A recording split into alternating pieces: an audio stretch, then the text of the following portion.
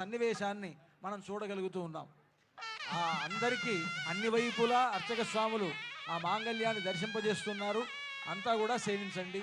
ఇప్పుడు రామచంద్రమూర్తి సీతమ్మ వారి మెడలో ఆ మాంగళ్యాన్ని ధరింపజేస్తారు. సుమంగళీరితి మంత్రేణ శ్రీ సీతా మహాలక్ష్మీదేవ్యాः కంఠే ఆచార్యः హరింధ్యాయన్ సమర్పయేత్.